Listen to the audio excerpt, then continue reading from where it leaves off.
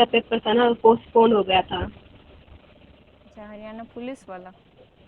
नहीं मैम, जो हरियाणा पुलिस का पेपर था ना 7 तारीख को, तो उस हाँ। कारण से कॉलेज की सभी एग्जाम अच्छा अच्छा पोस्टपोन हो अच्छा। गई।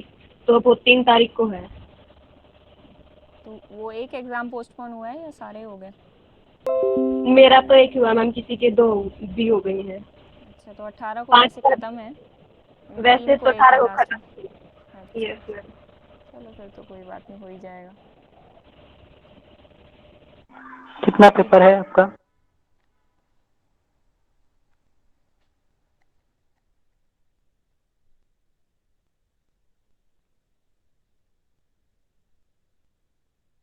नीलपोटेंट मैट्रिक्स कर रहे थे हम।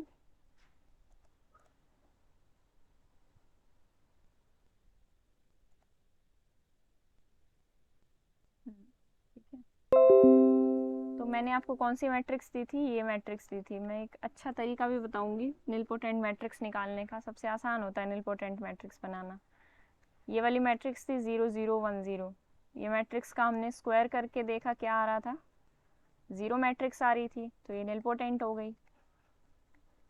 अब इससे हमें ये पता चला कि ए तो एक नॉन ज़ीरो मैट्रिक्स थी, ए की पावर 1 नॉन ज़ीरो था, लेकिन ए स्क्वायर करने पर एक ज़ीरो मैट्रिक्स आ गया। तो इसका मतलब क्या हुआ? इंडेक्स ऑफ नीलपोटेंसी, जिसको हम इंडेक्स ऑफ ए करके डिनोट करते हैं, वो क्या आ गया? 2। वो स्मॉलेस्ट पावर, ए की वो स्मॉलेस्ट पावर जो करने पर ज़ीरो मैट्रिक्स बन जाए, उसको बोला जाता है इंडेक्स ऑफ नीलपोटेंसी। अब ए की पावर 2 ज़ीरो आ रहा है, तो ए की आगे वाली सारी पावर ज़ीरो आएंगी, तो ऑब्वियस सी बात है। क्योंकि जब आप ए क्यूब निकालोगे तो क्या होगा? ए स्क्वायर से मल्टीप्लाई होगा, विच इज़ अगेन ज़ीरो, क्योंकि ए स्क्वायर ज़ीरो है। तो इसी तरह ए की पावर 4 भी ज़ीरो आ जाएगा, 5 भी ज़ीरो आ जाएगा। अगर ए की पावर के ज़ीरो आ गया किसी भी मैट्रिक्स के लिए, तो ए की पावर के प्लस 1, या इन जनरल मैं बोल दूँ ए की पावर के plus M is a zero matrix where M belongs to natural. ठीक है। तो ये तो ज़ीरो आना ही है, लेकिन हमारा टारगेट क्या होता है? वो निकालना, वो सबसे छोटा नंबर निकालना सच दैट ए की पावर करने पर वो ज़ीरो आ जाए, मतलब ए को उतने टाइम्स मल्टीप्लाई करने पर एक ज़ीरो मैट्रिक्स बन जाए। तो उसको बोला जाता है इंडेक्स। ठीक है। Index is the smallest number such that A की पावर के इज इक्वल टू ज़ीरो। ठीक है। इंडेक्स क्लियर है सबको? Yes ma'am. अच्छा, अब एक मैट्रिक्स दे रही हूँ, इसका इंडेक्स निकाल के देखो।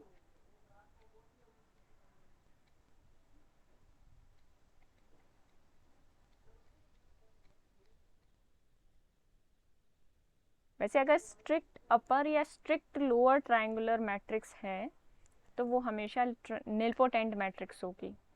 स्ट्रिक्ट अपर या स्ट्रिक्ट लोअर ट्रायंगुलर मैट्रिसेस कैसी होती हैं? जिस मैट्रिक्स के डायगोनल, मान लो स्ट्रिक्ट अपर की बात कर रहे हैं हम, तो मैट्रिक्स की डायगोनल एंट्रीज भी सभी ज़ीरो हों और उसकी लोअर ट्रायंगुलर एंट्रीज भी सभी ज़ीरो हों, तो वो स्ट्रिक्ट अपर ट्रायंगुलर मैट्रिक्स बन जाती है। तो ये जो मैट्रिक्स मैंने आपको दी है, ये एक स्ट्रिक्ट लोअर ट्रायंगुलर मैट्रिक्स है। जैसे आप देख सकते हो, ये एक ट्रायंगल बन रहा है नीचे, और ये ऊपर वाला जो ट्रायंगल है ये नॉन ज़ीरो है। निकालो इसका इंडेक्स।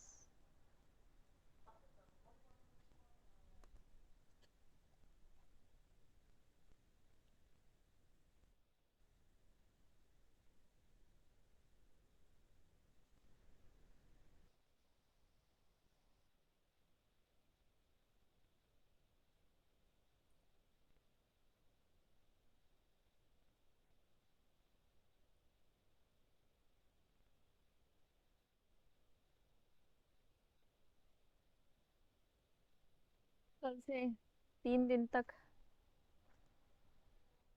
सीक्वेंस सीरीज करेंगे। ज्ञानेश, टाइम है ना आपके पास? आपके लिए ज़्यादा ज़रूरी है ये। Yes ma'am. ठीक है, कल सीक्वेंस करेंगे फिर। M3 आएगा और हम्म। इंडेक्स 3 आएगा इसका। क्या समझ में नहीं आया आपने क्या बोला? इस मैट्रिक्स का इंडेक्स 3 आएगा। 3 आएगा। हाँ, और किसी का भी 3 आ रहा है? मैंने ए क्यूब करके लिख दिया, ए लिखना था। ए क्यूब निकालना है। मतलब सॉरी इंडेक्स निकालना था। तो ए क्यूब यस इसमें मैम। 0 आ रहा है, सबका आ गया होगा, शॉर्ट तरीके से निकाल सकते थे। यहाँ पे देखो एक बात तो साफ है, मैं एक बात बताती हूँ यहाँ पे, जो कौन कौन सी एंट्रीज नॉन जीरो है, पहले तो ये देखो 2 1 वाली एंट्री नॉन जीरो है और 3 2 वाली एंट्री नॉन जीरो है, ठीक बात है। अब 3 2 वाली जाके मल्टीप्लाई हो सकती है 2 1 वाली से। 2 1 के लिए तो और कुछ ऐसा नॉन जीरो नहीं है, एक ये नॉन जीरो है, एक ये नॉन जीरो है, तो 2 1 वाली पोजीशन के लिए तो हमें कुछ भी नॉन जीरो नहीं दिख रहा है कि किससे मल्टीप्लाई करेंगे। तो क्योंकि 2 1 किस किस से मल्टीप्लाई हो सकता है, 1 1 1 2 या 1 3 से, तो इनमें से कोई भी नॉन जीरो नहीं है, तो इसका मतलब इसको किसी से मल्टीप्लाई नहीं किया जा सकता। लेकिन 3 2 को 2 1 से तो किया जा सकता है, और ये दोनों नॉन जीरो हैं, तो जब इनकी मल्टीप्लिकेशन होगी 3 2 पोजीशन पे 1 पड़ा है और 2 1 पोजीशन पे भी 1 पड़ा है, तो इनकी मल्टीप्लाई क्या हो जाएगी, 1 आ जाएगा।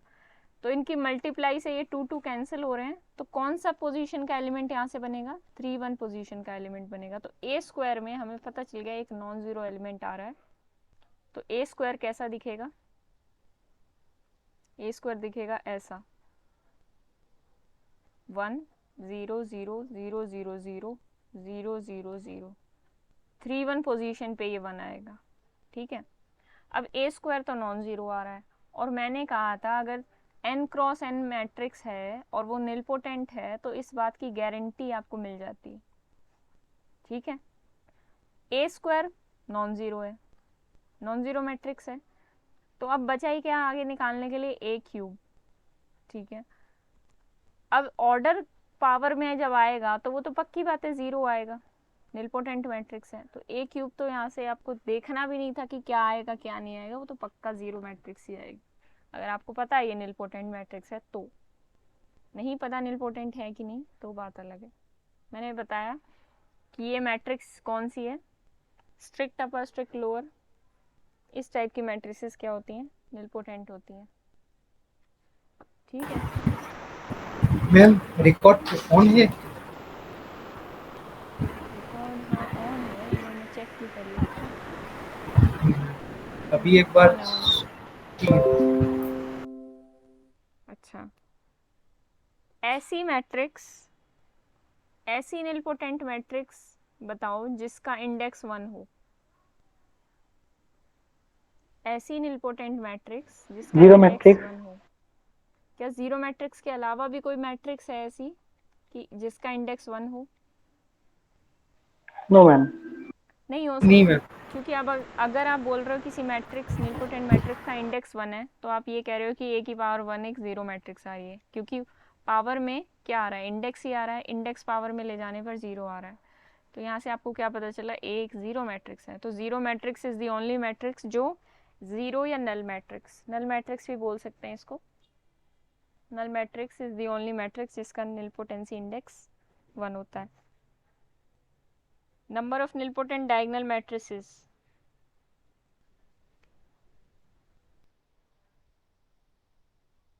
ऐसी मैट्रिक्स जो निलपोटेंट भी हो और डायगोनल भी हो, कितनी होंगी, nilpotent plus diagonal. Diagonal matrix कैसी होती है पहले यहाँ से देख लो, कैसी होगी, a1 a2 an, और यहाँ यहाँ जीरो ही आएंगे एंट्रीज। तो निलपोटेंट भी हो ये मैट्रिक्स, मतलब इसकी कुछ पावर के करने पर एक जीरो मैट्रिक्स बन जाए, और डायगोनल भी हो, तो हाउ मेनी मैट्रिसेस, ऐसी कितनी आएंगी, only one matrix ma'am, zero matrix. Only zero matrix. क्यों, क्योंकि अगर एक भी नंबर यहाँ पे जीरो हुआ, a1 a2 an में से एक भी एंट्री नॉन जीरो हुई, तो ये इसकी कोई भी पावर करने पे कभी भी ये जीरो नहीं बन सकता। इसको हमें निलपोटेंट बनाना है, डायगोनल हमने लिख लिया, इसको निलपोटेंट बनाने का एक ही चांस है, इसकी कोई भी पावर के करोगे तो ये मैट्रिक्स कैसे दिखेगी, मैंने शॉर्ट मल्टीप्लिकेशन भी बताया था डायगोनल मैट्रिसेस का कल। तो इसकी कोई भी के पावर कर दोगे तो क्या आ जाएगा, a1 की के, a2 की के, डॉट डॉट डॉट an की के, ठीक है। इसको जीरो मैट्रिक्स के बराबर रखोगे, प्रूफ ऐसे करके लिख सकते हो आराम से। इसको जीरो मैट्रिक्स के बराबर रखना है, ऊपर नीचे सभी एंट्रीज तो यहाँ यहाँ जीरो ही है। इसको बराबर रखते ही हमें क्या पता चलेगा, a1 की पावर के मतलब इन जनरल क्या हो जाएगा, ai की power k is equal to 0। कोई भी नंबर ai है उसकी पावर k करने पर 0 आ रहा है, इसका मतलब क्या है, ऐसा नंबर तो 0 ही हो सकता है ना। तो ai इज इक्वल टू 0 हो गया for all i is equal to 1 to n। ठीक है, तो इसका मतलब केवल वन मैट्रिक्स एग्जिस्ट करेगी। क्वेश्चन आपसे कैसे पूछा जा सकता था, how many nilpotent plus diagonal matrices are there, तो आंसर क्या आएगा, यूनिक या ओनली वन। ठीक है, कौन सी होगी, जीरो मैट्रिक्स या नल मैट्रिक्स। ठीक है,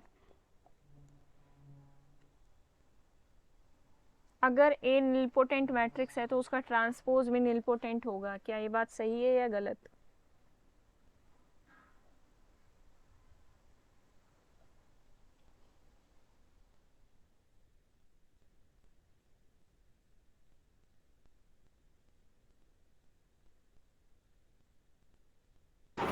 और एक बार बता दीजिए मैम, क्वेश्चन समझ में नहीं आया।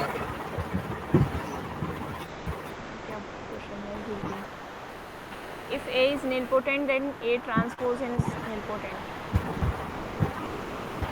ए निलपोटेंट गिवन है तो क्या ए ट्रांसपोज भी निलपोटेंट होगा।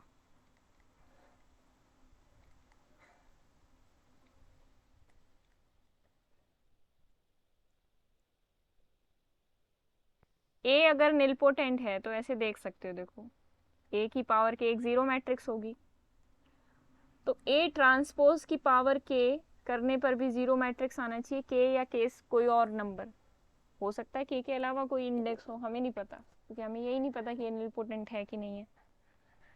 लेकिन आपको एक बात पता है, एक प्रॉपर्टी पता है मैट्रिसेस की, कि ए ट्रांसपोज की पावर के कर दो या ए के की पावर ट्रांसपोज ए के का ट्रांसपोज कर दो, ये आपस में इंटरचेंजेबल प्रॉपर्टीज हैं, कुछ भी पहले कर हाँ सकते हो आप। तो इसी प्रॉपर्टी का इस्तेमाल करते हुए ए की पावर के तो जीरो है, तो इसकी जगह क्या आ जाएगा, जीरो का ट्रांसपोज, तो जीरो मैट्रिक्स ही तो बन जाएगी।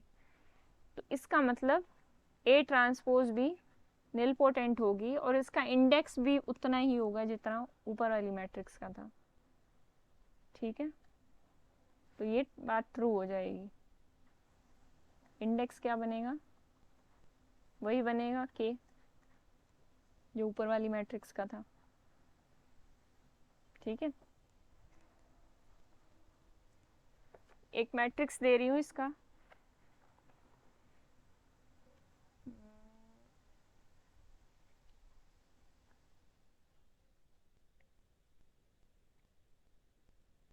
सिक्स क्रॉस सिक्स की मैट्रिक्स दे रही हूँ, फटाफट करके देखना। 1 2 3 4 5 6,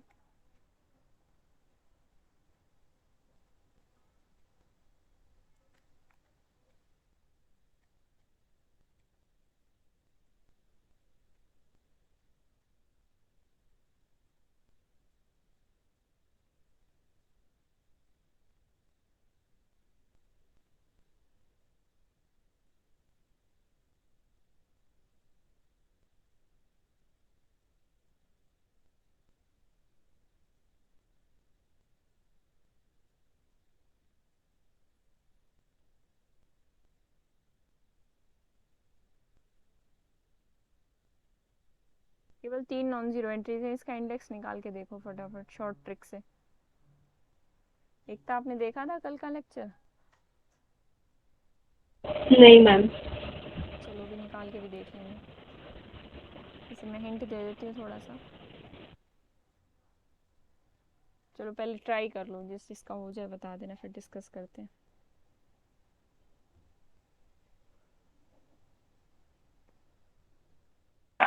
मैम ये तो 2 आएगा, मतलब इंडेक्स ऑफ निलपोटेंसी 2 आएगा।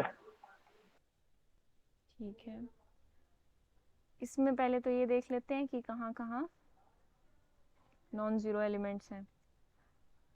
तो कौन सी पोजीशन पे नॉन जीरो एलिमेंट्स पड़े, A B C non zero elements मान के चले हम। ठीक है, तो ए कौन सी पोजीशन पे है इस मैट्रिक्स की, 1/2 पोजीशन। बी कौन सी पोजीशन पे है, 2/4। 2/4 नहीं, हाँ मैम, 2 4 तो है। तो कैसे बोल दिया वो उसको जो इंडेक्स 2 होगा? वही तो, वैसे तो मैंने भी नोट्स में अलग था, मैंने ये गलती से अलग लिख दिया एग्जाम्पल। चलो इसके हिसाब से चेक कर लेते हैं इसका नीलपोटेंसी इंडेक्स।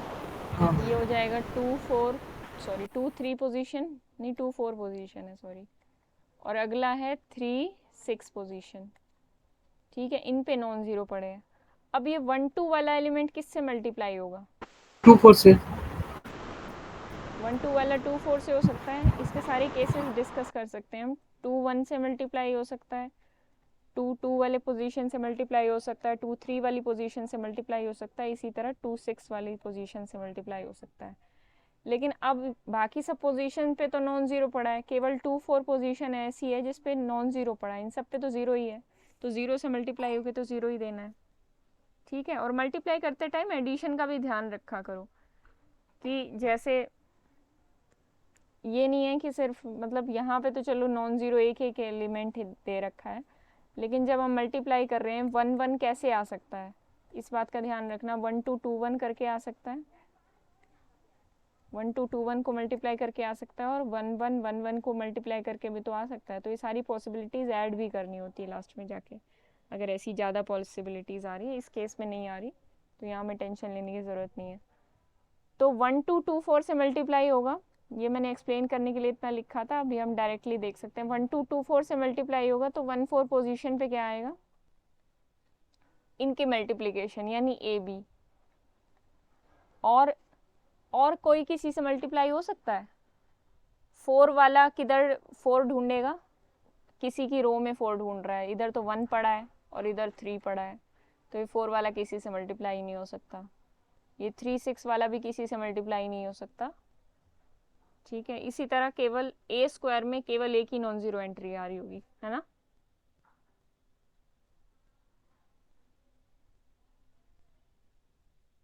ठीक है, यस यही मैम। आ रही है ना। तो ए स्क्वायर में एक नॉन जीरो एंट्री आ रही है, ए स्क्वायर जीरो नहीं आ रहा। मैं ना नोट्स में अलग टाइप का क्वेश्चन दे रखा है, उसको भी देख लेना जाके। तो 1 4 पोजीशन पे नॉन जीरो आ रहा है, 0 0 0, और यहाँ पे नॉन जीरो आ रहा है, क्या आ रहा है, ए भी आ रहा है, और बाकी सभी एंट्री जीरो हो जाएंगी, नीचे जितनी भी है सब जीरो हो जाएंगी। ठीक है, जब ए क्यूब निकालोगे तब क्या करना पड़ेगा आपको, ए स्क्वायर को ए से मल्टीप्लाई करना। अब ए स्क्वायर को ए स्क्वायर से मल्टीप्लाई मत कर देना। यहाँ पे कहाँ पे नॉन जीरो एलिमेंट पड़ा है, 1 4 पोजीशन पे, तो 1 4 पोजीशन पे ए भी पड़ा है। अब इसको आपको ए से मल्टीप्लाई करना है इंडेक्स चेक करने के लिए, तो ए वाली मैट्रिक्स तो ये है, इससे मल्टीप्लाई करेंगे तो 1 2 2 4 और 3 6, ये 3 पोजीशंस थी आपके पास, 1 2 2 4 और 3 6। इसमें ए पड़ा था, इसमें बी पड़ा था, इसमें सी पड़ा था। देखो किसी की मैचिंग किसी के साथ हो सकती है। 1 4 क्या करेगा, ये 4 कहाँ पे ढूंढेगा, इनमें से कहीं पे 4 पड़ा है, नहीं पड़ा, तो ये 1 4 इनमें से किसी से मल्टीप्लाई नहीं हो सकता। 1 2 क्या करेगा, 2 ढूंढेगा, तो 1 2 और 2 4 आपस में मल्टीप्लाई हो सकते हैं। नहीं नहीं, ये तो एक ही मैट्रिक्स का है ना, ये एक मैट्रिक्स का है। ठीक है ठीक है, 1 4 तो ए स्क्वायर वाली मैट्रिक्स का है और ये ए वाली मैट्रिक्स का है, तो ये आपस में इनका पेयरिंग ढूंढनी है ना हमें। 1 4 किसी के साथ मल्टीप्लाई हो रहा है या नहीं, या इस तरीके से, तो ये आपस में कोई भी पेयर नहीं हो रहा ना इनमें से, इसमें कहीं भी 4 नहीं पड़ा फर्स्ट पोजीशन पे, और ना ही इनमें कहीं लास्ट पोजीशन पे 1 पड़ा है, तो कुछ भी नहीं होगा, मतलब ए क्यूब 0 आ जाएगा। ए क्यूब मल्टीप्लाई करके भी देखोगे तब भी 0 ही मिलेगा। ठीक है, मैम ये कल वाले लेक्चर में हो गया था क्या? हाँ ये कल वाले लेक्चर में हुआ था मल्टीप्लिकेशन, देख लेना बाद में जब टाइम हो, ओके नहीं मैम। तो अभी के लिए सिंपल मल्टीप्लाई करके देख लो। इंडेक्स निकालना है ना हमें, तो ए स्क्वायर निकाल के देख लो, मल्टीप्लाई कर लो मैट्रिसेस का। ये तो मैं शॉर्ट वाले वे से बता रही हूँ। थोड़ी बड़ी मैट्रिसेस होती हैं जिसमें ज़्यादा 0 0 0 टाइप की एंट्रीज होती हैं, उनको शॉर्ट वे से करने में ज़्यादा फ़ायदा रहता है। अब 2 क्रॉस 2 मैट्रिक्स है, उसको चाहे मल्टीप्लाई करके कर लो चाहे शॉर्ट ट्रिक से कर लो, दोनों एक ही बातें पड़ती हैं। ठीक है, जिन मैट्रिसेस में 0 0 करके ज़्यादा एंट्रीज पड़ी होंगी उसमें ये फ़ायदा करती है ट्रिक। तो इंडेक्स ऑफ निलपोटेंसी 3 आ गया। इसी तरीके से आप आराम से चेक कर सकते हो कोई ऐसी मैट्रिक्स आ जाए तो। एक जनरल मैट्रिक्स है, इसको ध्यान से देख लो। इसमें आप खुद से ऑब्जर्वेशन लेना जाके। ये डायगोनल पे पड़ी है 0 0 0 एंट्रीज, और इसके अपर या लोअर डायगोनल पे, अपर वाले डायगोनल को हम क्या कहते थे, इसको तो प्रिंसिपल डायगोनल बोलते थे, इससे ऊपर वाले को क्या बोलते थे, सुपर डायगोनल, और नीचे वाले को सब डायगोनल बोलते थे। तो अगर सुपर डायगोनल पे मैं ले लूँ 1 1 1 1 एंट्रीज, ठीक है, और बाकी जितनी भी एंट्रीज हैं इस मैट्रिक्स के अंदर वो सारी 0 ले ली जाए, ठीक है। ये एंट्री कहाँ पे आएगी,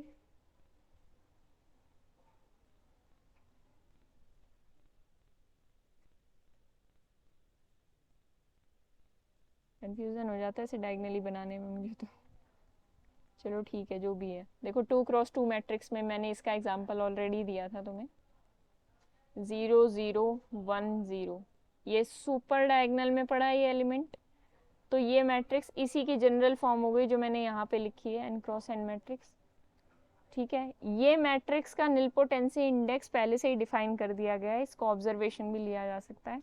n क्रॉस n मैट्रिक्स है तो इसका निलपोटेंसी इंडेक्स n ही होता है, ठीक है। 2 क्रॉस 2 के लिए करके देखना, 3 क्रॉस 3 के लिए करके देखना।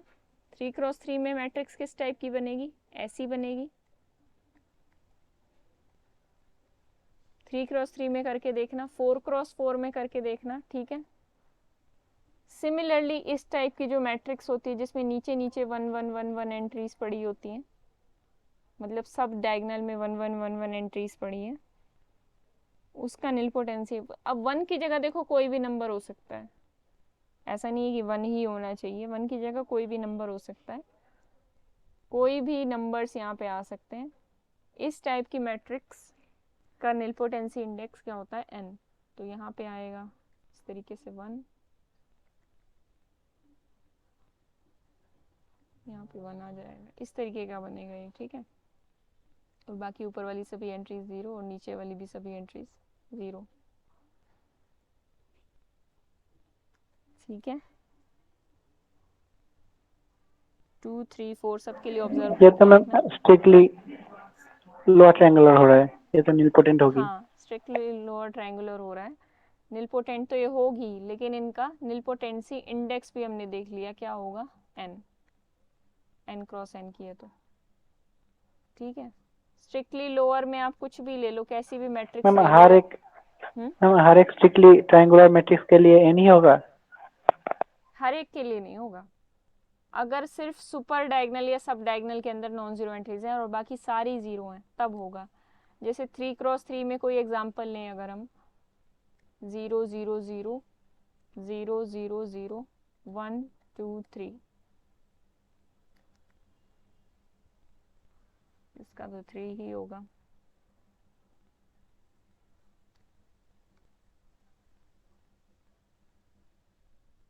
थ्री 1 3 2,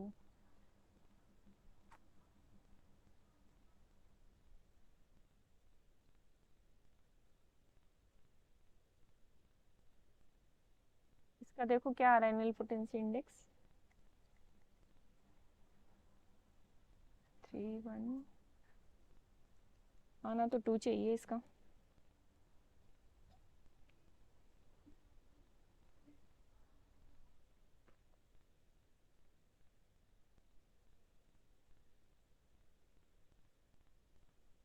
थ्री 1 3 2 से मल्टीप्लाई नहीं हो सकता, और 3 2 वाला 3 1 से नहीं हो सकता, है ना। a स्क्वायर 0 आएगा। Yes ma'am. तो यहाँ पे a स्क्वायर 0 बन रहा है। अब ये स्ट्रिक्ट लोअर ट्रायंगुलर ही तो थी मेहनत, लेकिन इसका निलपोटेंसी इंडेक्स इसके साइज के बराबर नहीं आ रहा, उससे छोटा ही आ रहा है। मतलब उसके अकॉर्डिंग, ऊपर वाले रिजल्ट के अकॉर्डिंग तो 3 होना चाहिए था, लेकिन 2 आ रहा है। तो वो रिजल्ट अप्लाई होता है सिर्फ इस टाइप की मैट्रिसेस में जिसमें सुपर या सब डायगोनल हो, ठीक है। मैम यहाँ पे अगर 2 0 होती तो मैम ये 3 होता निलपोटेंसी। अगर 2 अगर 2 को 0 लिया जाए तब भी 1 नहीं होगा, तब तो और आसान है। तो मतलब सॉरी 2 ही होगा नीलपोटेंसी इंडेक्स इसका भी,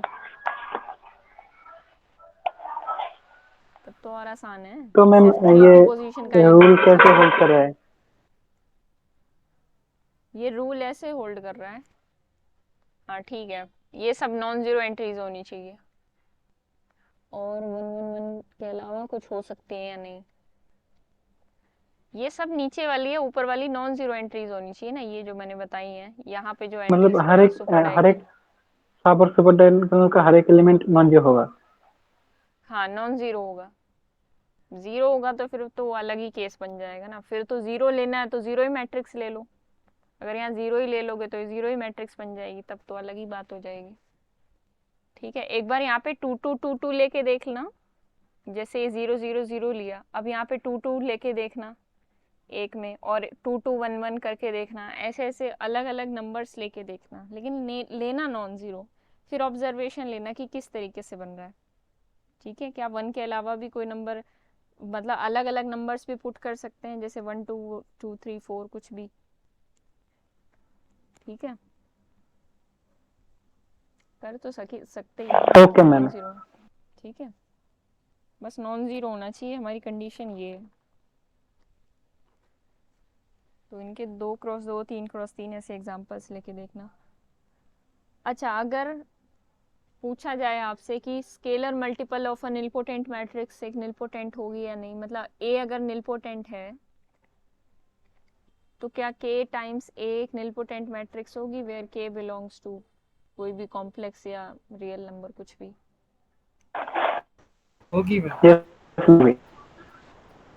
होगी तो हमें इसका देखना पड़ेगा, a की पावर k यहाँ पे जीरो मैट्रिक्स है, सॉरी a की पावर k नहीं, कुछ और लेते हैं, यहाँ पे m लेते हैं। m अगर a मैट्रिक्स का निलपोटेंसी इंडेक्स है तो इसकी पावर m कर दो, क्या हो जाएगा k की पावर m, और ये a की पावर m, तो ये जीरो मैट्रिक्स ही तो बन जाएगी। तो इसका मतलब स्केलर मल्टीपल भी एक सेम निलपोटेंसी इंडेक्स रखेगा और निलपोटेंट मैट्रिक्स बन जाएगी। Sum of two nilpotent matrices is nilpotent और नॉट, बताओ, अगर a निलपोटेंट है और b निलपोटेंट है तो a प्लस b आराम से सोच के बता दो निलपोटेंट होगा कि नहीं।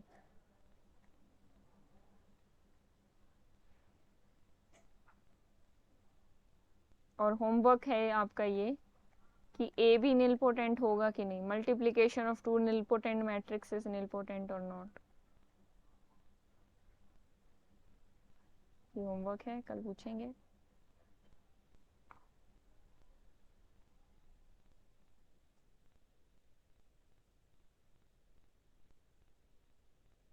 मैम निलपोटेंट मैट्रिक्स का डिटर्मिनेंट जीरो होता है क्या हमेशा? हाँ डिटर्मिनेंट हमेशा जीरो होता है उसका, वो हम डिटर्मिनेंट करेंगे और आइगन वैल्यूज करेंगे तब और मज़ेदार प्रॉपर्टीज देखेंगे निलपोटेंट मैट्रिक्स की। इसकी सभी आइगन मैम ए वैल्यूज बी जीरो अगर होती ए बी निलपोटेंट होगा अगर A B equal to B A हो तो। है। अच्छा, कैसे? मैम ए बी सपोज पे आ आप गए, ए बी पे आ गए, वो नहीं के को कर 2 रहा। लीजिए, मतलब मैम एक अगर ए का a प्लस बी निलपोटेंसी कर 2 लिया, हो और बी का, नो मैम, मैम वो ट्राई कर रहा ये हूँ। इधर ध्यान दे रहा। हाँ बताओ मैम ये मालूम। मैम मान लो ये एक स्ट्रिक्ट अपर ट्रायंगुलर मैट्रिक्स है हम्म और बी एक स्ट्रिक्ट लोअर ट्रायंगुलर मैट्रिक्स है, हम्म तो ए प्लस बी की ए तो नीलपोटेंट होगा, बी भी नीलपोटेंट होगा, हम्म तो ए प्लस बी नीलपोटेंट होगा। पूछ रहे हो कि बता रहे हो? नहीं होगा मैम। नहीं होगा, मेरे को लगता है नहीं होगा। तो एग्जाम्पल ढूंढो ना, फिर नहीं होगा तो एग्जाम्पल होना चाहिए। जो भी कुछ हो सकता है, तो मतलब एक स्ट्रिक्ट लोअर लीजिए और एक स्ट्रिक्ट अपर ले लीजिए, बस हो गया, ए प्लस बी नहीं नीलपोटेंट होगा। ऐसा नहीं होता, और भी शक्ल हो सकती है निलपोटेंट मैट्रिक्स की, ऐसा नहीं है कि सिर्फ स्ट्रिक्ट लोअर ही होंगी या स्ट्रिक्ट अपर ही होंगी, निलपोटेंट मैट्रिक्स बहुत तरह की हो सकती है। वो तो मैंने बता दी कि एक पर्टिकुलर टाइप की ऐसी भी दिखती हैं, उसके अलावा भी हो सकती है। तो एग्जाम्पल, फुल प्रूफ एग्जाम्पल दो फिर, ऐसा नहीं कि सोच लिया बस हो गया। अभी दिमाग में नहीं आ रहा तो सोच लेना आराम से। ए बी वाला बताओगे तो फिर कल मैं एक प्रूफ कराऊंगी उसका, ठीक है मैम, एक तो कल बता एक्सप्लेन दूंगा। कराऊंगी ए बी के रिगार्डिंग। प्रूफ तो करना ही पड़ेगा। प्रूफ मैम करा मैंने दूंगी। सही या गलत किया? कौन सा?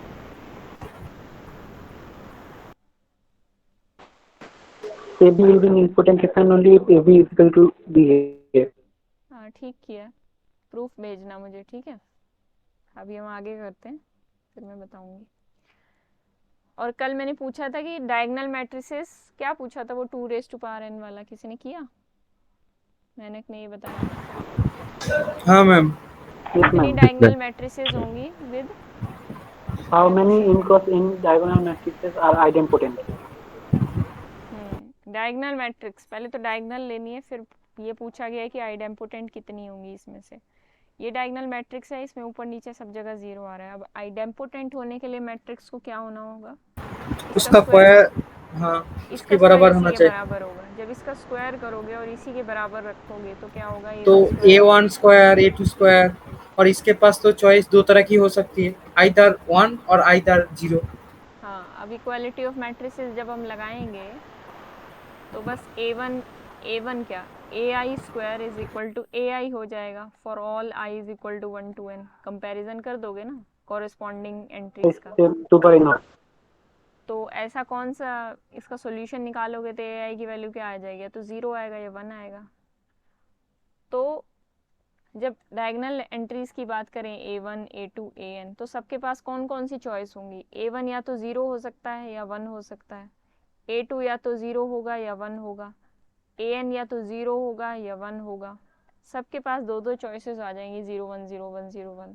तो सबके पास दो दो चॉइसेस हैं, तो 2 कितने टाइम्स मल्टीप्लाई होगा? n times. तो टोटल चॉइसेस कितनी आ जाएंगी मैट्रिसेस के पास? 2n choices. ठीक है। अब ये देखना जाके कि कितनी डायगोनल मैट्रिसेस इनवॉलेंट्री होंगी। 2n ही होगी।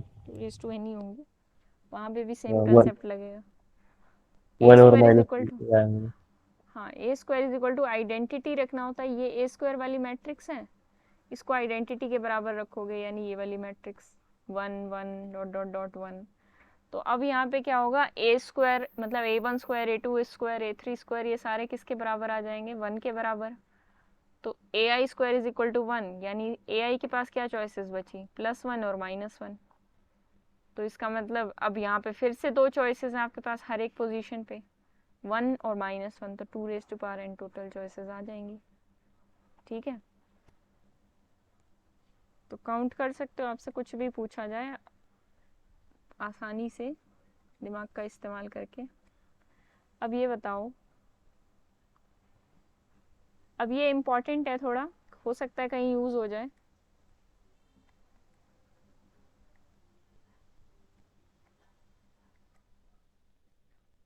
कि अगर कोई निलपोटेंट मैट्रिक्स है जिसका इंडेक्स m है, ठीक है, अच्छा पेन नहीं है ये, इसका निलपोटेंसी इंडेक्स क्या दे रखा है? m।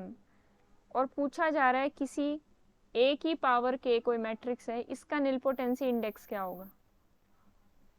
यानी अगर a कोई मैट्रिक्स है, उसका निलपोटेंसी इंडेक्स 5 है, तो ए स्क्वायर वाली मैट्रिक्स का निलपोटेंसी इंडेक्स क्या होगा?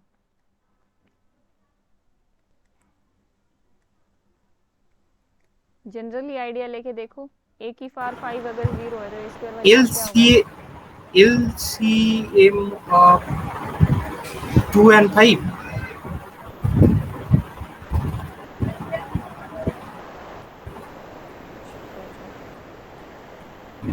सोचो, भी हो सकता है एलसीएम क्या? से छोटा आएगा। मैम रुक 3 को मैम बताती हूँ। 3, ठीक है, अच्छा सोचा। रुको मैम। रुके ही हुए हैं, हम कहाँ जा रहे हैं। मल्टीप्लाई कर करके देखो ए स्क्वायर को, हिंट दे रही हूँ जिसको नहीं समझ में आ रहा। ज्ञानेश को समझ हाँ में मैम, आ गया। ए 3 स्क्वायर तो होगा। Into A square is equal to A की पावर 4। ए की पावर 4 जीरो है? नहीं मैम, ए की पावर 5 जीरो है। गारंटी है कि ए की पावर 4 जीरो नहीं होगा, क्योंकि ए की पावर 5 को मैंने क्या बोला है, नील पोटेंसी इंडेक्स। नील इंडेक्स। तो नील पोटेंसी इंडेक्स ये बोलता है कि इससे छोटी पावर जीरो नहीं होगी। चलो अब आगे करके देखो। अब मैं सारा बता दूंगी तो मैंने बुरा मान जाएगा।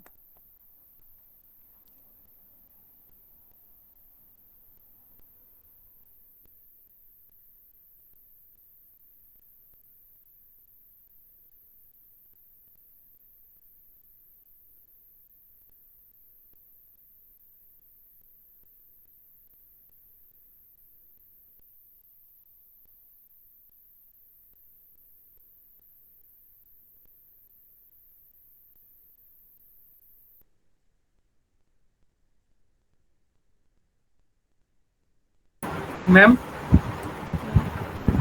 ग्रुप में एक मतलब एक रिजल्ट मैंने पढ़ा था ऑर्डर वाला। उस उस रिजल्ट से कुछ हो सकता है? मेरे को लगता है हो जाएगा। उससे नहीं होगा। गड़बड़ हो जाएगी उससे। मैंने इसको भी निकाल के बैठ जाओ। मैंने भी उसी तरह से ट्राई किया। मेल के नहीं, वो जो NGCD कॉपी वो वाला। कुछ मत यूज करो, अपना दिमाग यूज करो। तुम कुछ नहीं जानते हो, तुमने ग्रुप थ्योरी का नाम भी नहीं सुना हुआ है। अब करो इसको। एक छोटा 11th क्लास का बच्चा कैसे करेगा, वैसे करो। हाँ मैम, 3 ही हुआ है। 3 ही आ रहा है ना? 3 तो पहले ही आ चुका है निर्मल्या का। ए स्क्वायर को 2 बार मल्टीप्लाई किया, ए हाँ की मैम। पावर 4 आया। ए की पावर 4 मतलब 3 टाइम्स मल्टीप्लाई करेंगे तो क्या आएगा, ए square into A square into A square. ए की पावर 6 आएगा। मैम, अब ए की पावर बॉक्स 6 तो पक्की बात है जीरो। हाँ हाँ बॉक्स बोलो। Of 5/2 + 1 box of 5/2 + plus 1। 1 बाहर। हाँ हाँ शायद यही बनेगा। ज्ञानेश ने बता दिया था बड़ी जल्दी। Very good Gyanesh. ठीक है, तो ए की पावर 6 जीरो आ जाएगा। अब आएगा तो ए की पावर 8 भी जीरो, ए की पावर 10 भी जीरो। लेकिन हमें नीलपोटेंसी इंडेक्स की बात करनी है, कोई जनरल सी चीज़ की बात नहीं करनी। जैसे ग्रुप में ऑर्डर होता है, ऑर्डर क्या होता है, लीस्ट पावर किसी एलिमेंट की सच दैट वो आइडेंटिटी आ जाए।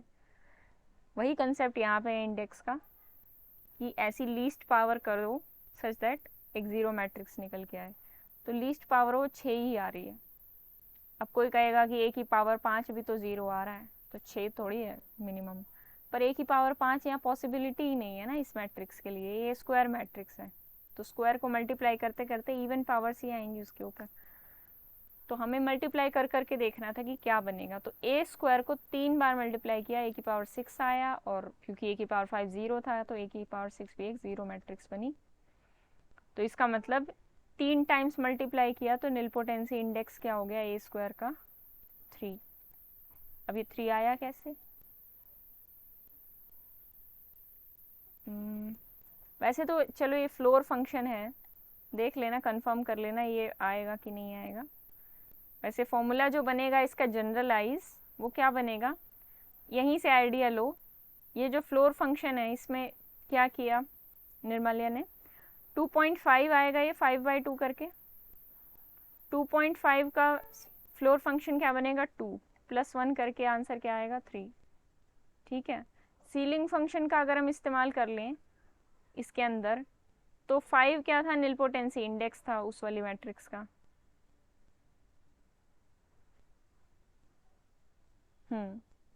और नीचे क्या आ जाएगा, जिस भी मैट्रिक्स का आपको निकालना है। मान लो ये सीलिंग फंक्शन को हम ऐसे डिनोट करते हैं ना, सीलिंग फंक्शन के अंदर क्या होता है, 2.5 का सीलिंग फंक्शन आप निकालोगे तो वो डायरेक्टली क्या आता है, 3 ही आता है। और फ्लोर फंक्शन निकालते हो वो इस तरीके से डिनोट होता है, फ्लोर फंक्शन या ग्रेटेस्ट इंटीजर फंक्शन जिसको बोलते हैं। इसको स्मॉलेस्ट इंटीजर फंक्शन भी बोला जाता है। इसको बोल दो सीलिंग फंक्शन, या बोल सकते हैं क्या नाम था दूसरा इसका, अगर किसी को याद नहीं है तो सीलिंग फंक्शन, और ये सॉरी सीलिंग फंक्शन नहीं, ये फ्लोर फंक्शन है। हाँ हाँ सीलिंग है, ठीक है ठीक है ठीक, सीलिंग मतलब छत, सीलिंग फंक्शन, और ये भी बोला जाता है इसे स्मॉलेस्ट इंटीजर फंक्शन। और इस वाले फंक्शन के हिसाब से अगर 2.5 की वैल्यू निकालेंगे जो आपने बताया था, इसके ग्रेटेस्ट दो, इंटीजर फंक्शन। हाँ इसके दो नोटेशंस होते हैं, ऐसे ऐसे वाला भी होता है 2.5 और इस तरीके का भी होता है, तो ये 2 ही होता है। ये होता है ग्रेटेस्ट इंटीजर, इसको याद रखा करो हमेशा। मैम ग्रेटेस्ट इंटीजर फंक्शन का वैल्यू जो होगा, वो मतलब फ्लोर करने के फंक्शन। बाद, हाँ प्रो फंक्शन करने के बाद उसके साथ एक ऐड कर दिया जाए, मतलब 1 ऐड कर दिया जाए तो सीलिंग फंक्शन तो हो जाएगा, बन जाएगा। सीलिंग फंक्शन बन जाएगा, क्योंकि यहाँ पे कुछ ज़्यादा सोचना भी नहीं है, पॉजिटिव में सब कुछ काम चल रहा है। हाँ मैम। तो +1 करके ये फॉर्मूला भी लिख सकते हो आप, और ये सीलिंग वाला डायरेक्ट भी लिख सकते हो। सीलिंग फंक्शन में क्या होगा, 2.5 का जब निकालोगे सीलिंग तो 3 ही आना है। तो फॉर्मूला इन जनरल या तो ये लिख लो m/k सीलिंग फंक्शन, या फ्लोर फंक्शन m/k +1, ठीक है। इन जनरल फॉर्मूला ये बन जाएगा।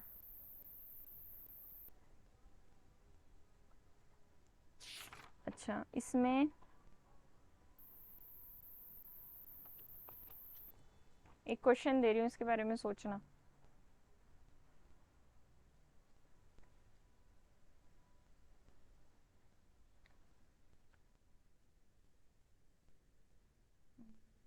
a की पावर, वैसे अब ये वाले क्वेश्चन तो आप आराम से कर सकते हो, कोई भी टाइप आ जाए बस फॉर्मूला लगाना है वहाँ पे, ठीक है। इसको ट्राई कर लेना प्रैक्टिस के लिए, शायद मैंने नोट्स में ऐड नहीं किया, बाकी एक क्वेश्चन डाल ही दूंगी। अगर a की पावर 17 0 है, यानी nilpotency index of A is 17, तो a की पावर 2000 सॉरी a की पावर 16, नहीं नहीं नहीं,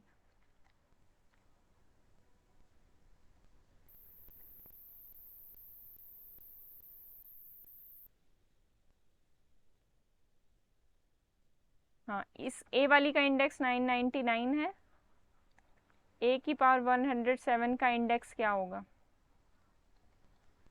ये निकाल के देखना। ऐसे तो फॉर्मूला ही लगाना है, बहुत आसान है। अब ये वाला क्वेश्चन ट्राई करना, इसका मैं हिंट देती हूँ, 176015001, इसको एक identity matrix plus nilpotent matrix में ब्रेक करना, ठीक है। और आपको ये जो मैट्रिक्स दे रखी है इसकी पावर n निकालनी है,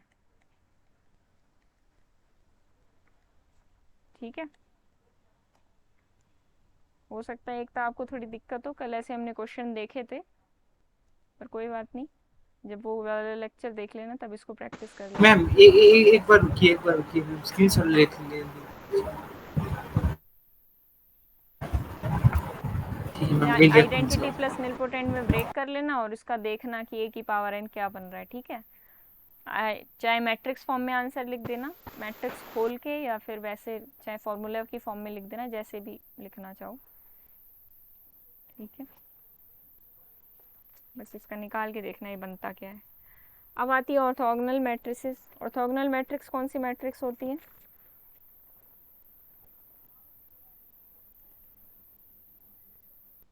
ऑर्थोगोनल मैट्रिक्स कौन सी होती है, such that A into A transpose identity matrix बन जाए, ठीक है। ऑर्थोगोनल मैट्रिक्स रियल ऑर्थोगोनल भी हो सकती हैं और कॉम्प्लेक्स ऑर्थोगोनल भी हो सकती हैं। रियल ऑर्थोगोनल मैट्रिक्स का एग्जांपल क्या हो सकता है, 0 1 1 0 एक ऑर्थोगोनल मैट्रिक्स है, आइडेंटिटी एक ऑर्थोगोनल मैट्रिक्स है। कॉम्प्लेक्स के अंदर क्या एग्जांपल ले सकते हैं हम, 2x2 में कोई सिंपल सा एग्जांपल बताओ। 0 आइटा आइटा 0, क्या ये बनेगा? ये वाला नहीं बनेगा।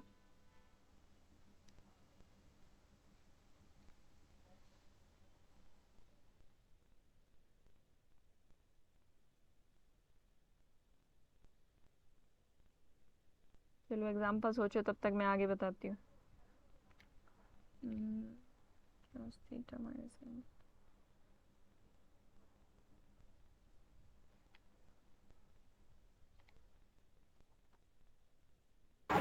मैम 0 आइटा स्क्वायर 0 लीजिए इसको। वो तो रियल ही हो गई ना।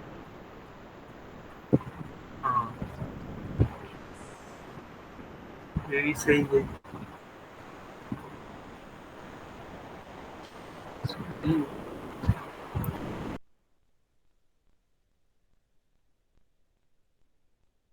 ठीक है मैम, सोच के बताऊंगा मैम। चलो देखते हैं इसको। वैसे अगर हमें ऑर्थोगोनल मैट्रिक्स बनानी हो तो उसका एक आसान तरीका होता है, एक डेफिनेशन कह लो या थ्योरम कह लो। उसमें क्या बोला जाता है कि कोई भी स्क्वायर मैट्रिक्स कब ऑर्थोगोनल होती है, इफ़ एंड ओनली इफ दो बातें कही जाती हैं। Sum of squares of elements in each row या कॉलम 1 आ जाए, और sum of product of elements in any 2 distinct row या कॉलम ये 0 आ जाए। अब इसका क्या मतलब है, एग्जाम्पल से समझो। जैसे कोई मैट्रिक्स हमें दी गई, cos theta sine theta minus sine theta cos theta. अब जब हम कोई रो उठाएं और उस रो को उसी से मल्टीप्लाई करें, ये रो उठाई, इसको इसी से मल्टीप्लाई किया तो क्या आ जाएगा? इससे मल्टीप्लाई करने का क्या मतलब है, कॉस थीटा को कॉस थीटा से मल्टीप्लाई करो, फिर साइन थीटा को साइन थीटा से मल्टीप्लाई करो और ऐड कर दो, तो ये क्या आ जाएगा? Cos square theta plus sine square theta is 1। Similar procedure हम यहाँ पे लगाएंगे। ये क्या आ जाएगा? ये भी sine square theta plus cos square theta आएगा, ये भी 1 आ जाएगा। ठीक है, अब आपस में इनको डिस्ट्रिक्ट, ये तो पहली प्रॉपर्टी हो गई।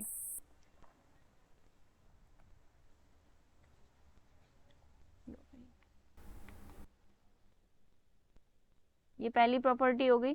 पहले में क्या बोल रखा था, sum of square of element in each row और कॉलम इज 1। मतलब अपना कोई भी कॉलम है या कोई भी रो है, उनके एलिमेंट्स को स्क्वायर करो और उनका सम कर दो।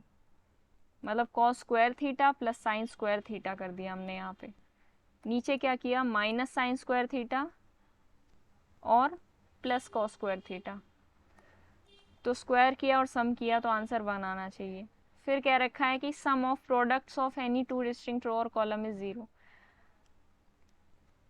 कोई भी 2 डिस्टिंक्ट रो और कॉलम उठाओ, उनकी प्रोडक्ट कर दो और उनका सम कर दो। कैसे? कॉस थीटा, कोई भी 2 रो उठाते हैं, मतलब यहाँ पे तो 2 ही रो हैं, तो 2 रो उठाएंगे, cos theta minus sine theta plus sine theta, और उसको उसके नीचे वाले से करेंगे तो क्या आ जाएगा, कॉस थीटा। ये क्या आ जाएगा, minus sine theta cos theta plus sine theta cos theta which is equal to 0। ठीक है, तो यहाँ से हमें क्या पता चलेगा कि हमने डिस्टिंक्ट रोज को मल्टीप्लाई किया तब तो 0 आ रहा है, और खुद ही एक रो को अपने आप से मल्टीप्लाई कर दिया तब 1 आ रहा है। ठीक है, ये हर एक रो के लिए होल्ड करना चाहिए। रो में तो हो गया, अब सेम प्रोसीजर कॉलम में चेक करेंगे तो भी हो जाएगा हमारे पास। Cos theta into cos theta minus sine theta into minus sine theta, ये 1 आ जाएगा। सिमिलरली ये 1 आ जाएगा, और आपस में मल्टीप्लाई करेंगे तो ये 0 आ रहा है। तो इसका मतलब ये एक ऑर्थोगोनल मैट्रिक्स है। और सबसे अच्छी बात ये बोल रखी है ऊपर कि ये जो कंडीशन है ये इफ़ एंड ओनली इफ की कंडीशन है। Square matrix is orthogonal if and only if ये 2 कंडीशन होल्ड कर जाए। ये 2 होल्ड कर गई तो ऑर्थोगोनल होगी, ऑर्थोगोनल होगी तो ये ज़रूर होल्ड करेंगी। तो कोई भी मैट्रिक्स है उसको ऑर्थोगोनल चेक करने के लिए आपको उसको A इंटू A ट्रांसपोज करने की ज़रूरत नहीं है। अब ट्रांसपोज से मल्टीप्लिकेशन करके देखने की ज़रूरत नहीं है, सिर्फ ये प्रॉपर्टी चेक कर लो, बात बन जाएगी। अच्छा, 2x2 मैट्रिक्स के लिए एक जनरल फॉर्म है, आवाज आ रही है ना? ठीक है, 2x2 मैट्रिक्स के लिए ये एक ऑर्थोगोनल मैट्रिक्स की जनरल फॉर्म है जो हमने अभी देखी। Cos theta sine theta minus sine theta cos theta, ऐसी भी हो सकती है मैट्रिक्स। मैट्रिक्स इस टाइप की भी हो सकती है, cos theta plus sine theta minus sine theta cos theta. इसको भी चेक करोगे, ये भी ऑर्थोगोनल आएगी, बस हमने नेगेटिव का साइन चेंज कर दिया है। ठीक है, कुछ और चेंज करना चाहें अगर हम इस मैट्रिक्स में, sign theta cos theta minus cos theta sine theta, ये भी ऑर्थोगोनल है। इन सभी मैट्रिक्स को अलग अलग लेके चेक कर सकते हो। ठीक है, अब इसमें मुझे एक और बात क्या बतानी थी, हाँ, ये जो प्रॉपर्टी हमने ओके देखी मैम। A और B के अंदर, ये जो प्रॉपर्टी हमने देखी, इसको बोला जाता है ऑर्थोनॉर्मल सेट। क्या बोलते हैं इस प्रॉपर्टी को? ऑर्थोनॉर्मल सेट वाली प्रॉपर्टी। ऑर्थोनॉर्मल सेट क्या होता है? एक ऐसा सेट, ऑर्थोनॉर्मल सेट जैसे हम Rn में Rn ओवर R के अंदर देखते हैं, यूक्लिडियन स्पेस के अंदर, उसमें क्या होता है, x1 x2 xn टाइप के टपल्स होते हैं। अब कोई भी सेट S, इसको ऑर्थोनॉर्मल सेट कब बोला जाता है? जब ये दो कंडीशंस को सेटिस्फाई करे। पहली कंडीशन कि xi x1 square plus x2 square plus up to so on xn square ये 1 आना चाहिए, यानी इनकी एलिमेंट्स की खुद से प्रोडक्ट करके कॉरेस्पॉन्डिंग ऐड कर दिया और वो प्रोडक्ट बनानी चाहिए, जैसे हमने ऊपर फर्स्ट वाली प्रॉपर्टी में देखा था। दूसरा ये क्या कहता है, if x comma y belongs to S then x dot y, इनकी इनर प्रोडक्ट कह लो या कॉरेस्पॉन्डिंग प्रोडक्ट कह लो, इनर प्रोडक्ट बोला जाता है वैसे इसको, x dot y is equal to 0। इसका क्या मतलब है, x कुछ इस टाइप का दिखता होगा, x1 x2 xn, y कुछ ऐसा दिखता होगा, y1 y2 yn। इनकी जब कॉरेस्पॉन्डिंग एलिमेंट्स की प्रोडक्ट करेंगे तो वो हमें क्या मिलती है, 0 मिलती है। x1 y1 plus x2 y2 plus x3 y3 is equal to 0, यानी ये बोला जा रहा है x1 y1 plus x2 y2 plus up to so on xn yn is equal to 0। अगर ये दो कंडीशन होल्ड करें तो ऐसे सेट को क्या बोला जाता है, ऑर्थोनॉर्मल सेट। ठीक है, अब एक और सेट होता है ऑर्थोगोनल सेट। ऑर्थोगोनल सेट क्या होता है, ऐसा सेट होता है जो केवल सेकंड कंडीशन को सेटिस्फाई करे, यानी कोई भी दो वेक्टर्स ले लो, उनकी प्रोडक्ट करो तो वो 0 आ जाए। तो इसका मतलब अगर केवल सेकंड कंडीशन सेटिस्फाई होती है, अगर सिर्फ सेकंड कंडीशन सेटिस्फाई हो रही है तो इसको क्या बोला जाएगा, ऑर्थोगोनल सेट। तो ऑर्थोनॉर्मल सेट ज़्यादा जनरल है, मतलब अगर कोई सेट ऑर्थोगोनल हो गया तो वो ज़रूरी नहीं है कि ऑर्थोनॉर्मल हो, लेकिन ऑर्थोनॉर्मल हो गया तो ये बात पक्की है कि ऑर्थोगोनल होगा, क्योंकि ऑर्थोनॉर्मल के अंदर कंडीशन ज़्यादा प्रोवाइड की हैं, 2 कंडीशन प्रोवाइड की गई हैं। तो ये जो ऊपर मैंने डेफिनेशन लिखी, इसको आप उस तरीके से भी देख सकते हो, ये दोनों कंडीशन ऑर्थोनॉर्मल सेट की होती हैं। अगर ऐसे बोल दिया जाए कि ये matrix is orthogonal if and only if, यहाँ पे मैं लिख देती हूँ, इट्स रोज या columns form an orthonormal set. सिर्फ इतनी बात भी लिखी जा सकती थी, क्योंकि ये दोनों कंडीशन है किसकी, ऑर्थोनॉर्मल सेट की तो है। तो रो या कॉलम ऑर्थोनॉर्मल सेट अगर फॉर्म कर रही है किसी मैट्रिक्स की, तो वो मैट्रिक्स ऑर्थोगोनल मैट्रिक्स होगी, ये इफ एंड ओनली इसकी कंडीशन है। ठीक है मैम, ऑर्थोनॉर्मल और ऑर्थोगोनल जो सेट होता है वो लीनियरली इंडिपेंडेंट होता है, ये कंडीशन इसमें सेटिस्फाई हो रही है? हाँ, सेटिस्फाई हो जाएगी। लीनियरली इंडिपेंडेंट करने के लिए यहाँ पे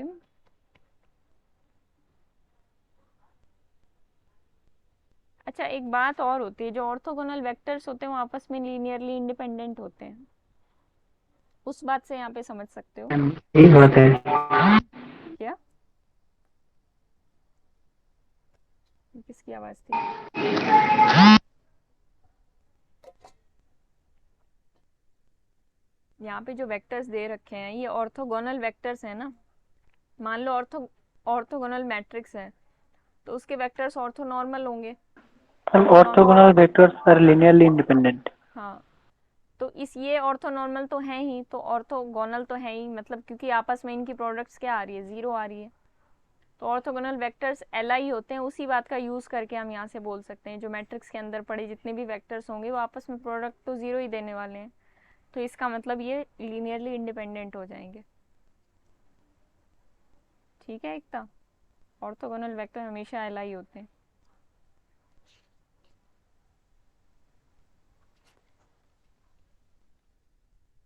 चलो ये 2x2 में एग्जाम्पल देख लिया, 3x3 में जनरल एग्जाम्पल कैसा हो सकता है, देखो फटाफट देखते हैं। Cos theta 0 minus sine theta. अभी जो मिड वाला कॉलम है इसमें आप +-1 कुछ भी रख दो, यहाँ 0 रख दो, यहाँ 0 रख दो। अब ये जो कॉस रखा है ना इसके कॉरेस्पॉन्डिंग आपको यहाँ अगर कॉस रख रहे हो तो यहाँ पे आपको साइन रखना पड़ेगा। क्यों रखना पड़ेगा? इसको एक बार कंडीशन सेटिस्फाई भी करा के देख लिया करो। मान लो अगर आप यहाँ भी साइन माइनस का रख दोगे तो गड़बड़ हो जाएगी, फिर जो C1 कॉलम है और C3 जो कॉलम है इनकी प्रोडक्ट जीरो नहीं आएगी, C1 डॉट प्रोडक्ट जीरो नहीं होगा। तो हमें ध्यान रखना है कि कहाँ जीरो रखना है, कहाँ जीरो नहीं रखना। अब C2 को देखो ध्यान से, C2 में चाहे -1 पड़ा हो इस पोजीशन पे, चाहे 1 पड़ा हो, C2 का C2 इंटू C2 क्या आएगा, हमेशा 1 आएगा। ठीक है, C2 को C1 या C3 में से किसी से भी मल्टीप्लाई करेंगे तो क्या होगा, जीरो वेक्टर बनेगा, मतलब जीरो स्केलर बन जाएगा। इसको या इसको किसी से भी मल्टीप्लाई करो C1 को C2 को, तो C1 डॉट C2 भी ज़ीरो आएगा और C2 डॉट C3 भी ज़ीरो आएगा और C1 डॉट C3 भी ज़ीरो आएगा, वो ध्यान से देख सकते हो आराम से। और खुद से प्रोडक्ट सबकी 1 आ ही रही है, तो इस तरीके से बनाई जा सकती है 3x3 मैट्रिक्स। अब इसमें थोड़े बहुत चेंजेस तो आप अपने हिसाब से कर ही सकते हो। ठीक है, ये कॉलम से इंटरचेंज कर लो, ये जो +-1 वाला कॉलम है C2 इसको C1 पोजीशन पे रख दो, कहीं भी रख दो। ठीक है, आपस में इधर उधर हो सकते हैं कॉलम्स। 4x4 में मैट्रिक्स कैसी दिख सकती है? कॉस थीटा से ही स्टार्ट करते हैं, 0 0 sine theta, 0 0 minus sine theta. बीच में जो रख रहे हो अब +-1 वाला तो काम हो गया। अगर ऐसे रख दें तो क्या होगा, एक बार एक्सपेरिमेंट करके देखते हैं।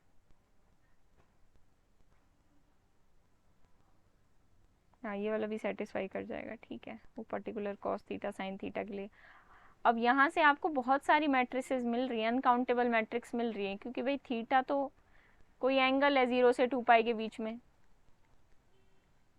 है ना। तो थीटा की वैल्यू अपनी चेंज करते जाओ, उसके हिसाब से अलग अलग मैट्रिक्स मिलती जाएंगी। तो बहुत जनरलाइज्ड फॉर्म है, यहाँ से आप कितनी मर्जी मैट्रिक्स बना सकते हो। तो अब देखो यहाँ पे, अब यहाँ पे क्या कर रही हूँ मैं, इस जगह पे यहाँ पे एक छोटी सी 2x2 ऑर्थोगोनल मैट्रिक्स बना रही हूँ, जैसे हम पहले करते थे। कैसे भी बना लो, sine theta cos theta minus cos theta sine theta करके अपनी मर्जी से चेंजेस कर लो, बस वो कंडीशन सेटिस्फाई होनी चाहिए। और यहाँ पे कॉस थीटा आएगा। ठीक है, ये बन जाएगी आपकी 4x4 मैट्रिक्स। इसी तरीके से आप बना सकते हो, 5x5 बना लेना, उसमें एक 1 वाला कॉलम फिर से ऐड हो जाएगा। मतलब अगर ऑड ऑर्डर की बना रहे हो तो इसमें +-1 वाला एक कॉलम होना चाहिए, इवन की बना रहे हो तो इस तरीके से बना लेना, तो आसान काम है ये।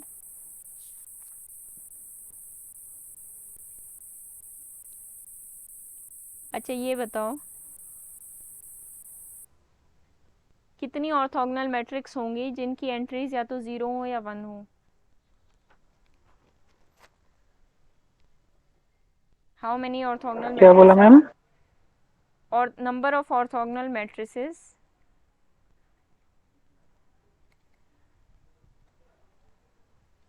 whose entries are either 0 or 1?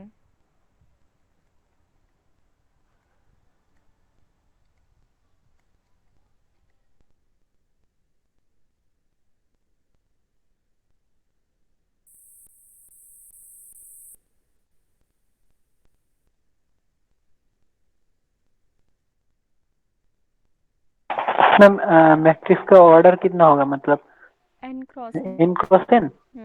चाहे अपना सिंप्लीफाई करने के लिए n को 2 3 लेके कर लेना शुरुआत में।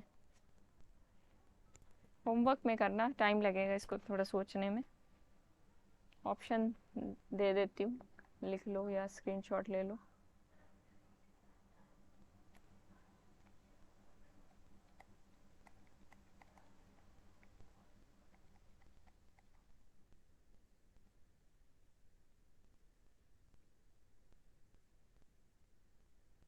ठीक है,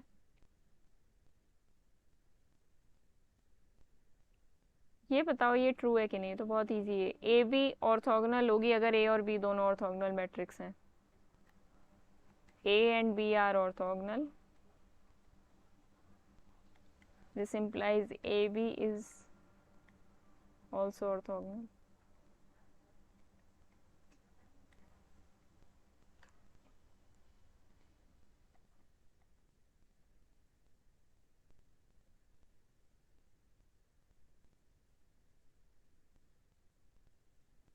प्रीवियस ईयर तब करेंगे जब डिटर्मिनेंट होगा, अभी तो सिर्फ बेसिक्स ही चल रहा है मैट्रिक्स का। मंडे से ट्यूसडे से स्टार्ट होगा।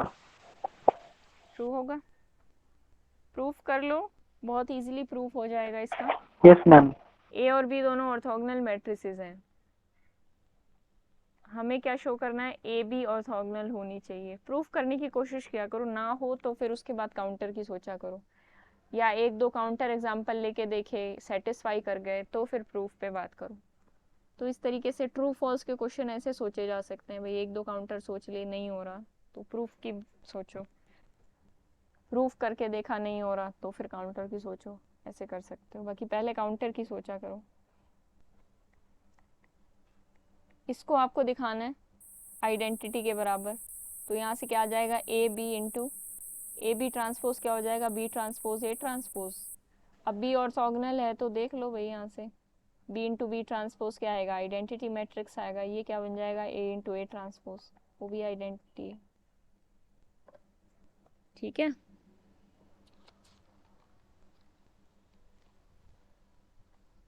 Yes ma'am. अच्छा कोई मैम पहले वाले क्वेश्चन में सारी एंट्री 0 या 1 लेनी है? हाँ, 0 या 1 के अलावा कोई एंट्री नहीं डाल सकते मैट्रिक्स में। मतलब एक ऐसी मैट्रिक्स हो सकती है ना 1 0 0 1, इस टाइप की मैट्रिक्स लेनी है आपको। 0 1 0, सॉरी ये तो ले ही नहीं सकते, 0 1 1 0, ऐसी एंट्रीज हो 0 और 1 और ऑर्थोगोनल मैट्रिक्स बने, इस बात का ध्यान रखना है। जैसे ये दोनों बन रही हैं, ये आइडेंटिटी वाली मैट्रिक्स है और इसका स्क्वायर करोगे मतलब ये ऑर्थोगोनल ही होगी, करके देखना है। ए इंटू ए ट्रांसपोज नहीं बन जाएगा ना? हाँ ये बन जाएगा, ठीक है बनेगी। तो इस तरीके की मैट्रिसेस होनी चाहिए। तो 2 क्रॉस 2 में मैंने बताया, n क्रॉस n में जनरलाइज करके देखना। पहले तो n इक्वल टू 2 3 पुट करके देखना, तभी आसानी से कर पाओगे। उसमें पैटर्न समझने की कोशिश करना।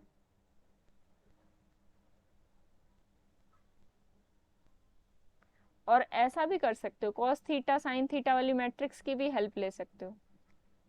उसमें थीटा को क्या पुट करोगे कि 1 आ जाए, 0 आ जाए, एक जगह 1 आए, साइन थीटा 1 आए, कॉस थीटा 0 आए, कॉस थीटा 1 आए, साइन थीटा 0 आए। तो उस आइडिया से भी सोच सकते हो। और 0 और 1 के अलावा कोई तीसरी एंट्री नहीं होनी चाहिए, -1 भी नहीं होना चाहिए, ये बात ध्यान रखनी है। अच्छा, एक इंटरेस्टिंग बात है ऑर्थोगोनल मैट्रिसेस के बारे में, इनकी मल्टीप्लिकेशन बहुत आसान है। जैसे कोई मैट्रिक्स लें A, कॉस अल्फा, पता नहीं क्यों इतनी नींद आ रही है आज मुझे, cos alpha sine alpha minus sine alpha cos alpha, ठीक है। B कोई मैट्रिक्स ले लेते हैं, हल्का सा चेंज करके उसमें क्या किया मैंने, कॉस बीटा, बस एंगल चेंज कर दिया, sign beta minus sine beta cos beta. इनकी प्रोडक्ट जब हम करेंगे, करके देखना एक बार फटाफट, 2x2 मैट्रिसेस की प्रोडक्ट करनी है।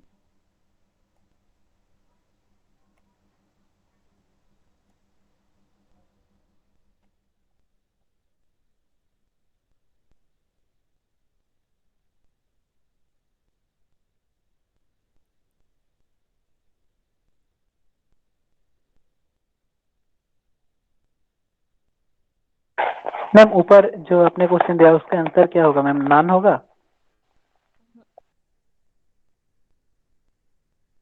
कुछ और है?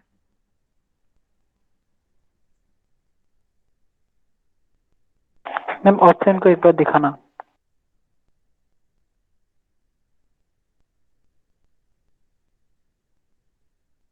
Okay ma'am.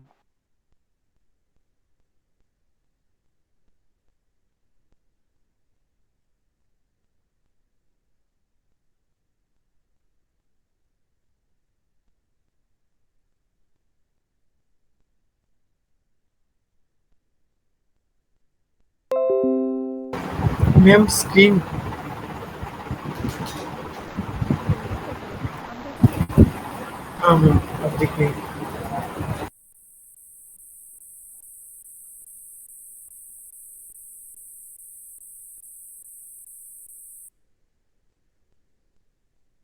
सिंपल मल्टीप्लिकेशन करना है,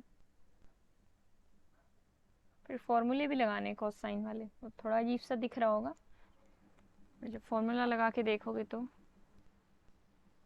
पहली पोजीशन वाला बता दो क्या आया, फिर मैं बता देती हूँ, आगे मल्टीप्लाई कर लेना बाद में अपना। Cos alpha minus beta ma'am. Cos of alpha minus beta, plus minus आ रहा है बीटा, Yes, कि ma'am. प्लस आ रहा है? प्लस आ रहा है। प्लस आएगा ना, क्योंकि cos alpha minus cos alpha cos beta minus sine alpha sine beta, तो जब बीच में माइनस आता है तो फॉर्मूले में यहाँ पे प्लस आता है ना, ठीक है। इसी तरह ये वाला क्या आ जाएगा, sine of alpha plus beta, ये आ जाएगा minus sine alpha plus beta, और ये आ जाएगा कॉस अल्फा प्लस बीटा। अब देख रहे हो क्या हुआ है यहाँ पे, ए मैट्रिक्स में यहाँ पे अल्फा था, बी में यहाँ पे बीटा था, जब ए इंटू बी किया तो इनके एंगल ऐड हो गए और कुछ नहीं हुआ, ठीक है। अगर ये मैट्रिक्स सेम पैटर्न की है तब ऐसा हुआ, बाई चांस ए मैट्रिक्स तो यही रहती, अगर बी मैट्रिक्स में ये जो नेगेटिव यहाँ पे है ये उठा के मैं यहाँ पे लगा देती 1 2 पोजीशन पे, तब क्या होता, फर्स्ट एंट्री तो अलग आती, कुछ अलग आती ना, कॉस अल्फा साइन अल्फा और कॉस बीटा साइन बीटा जब मल्टीप्लाई होते तो ये क्या बनता, जो आप पहले कह रहे थे, एक था cos of alpha minus beta, ठीक है। अब b को अगर एक बार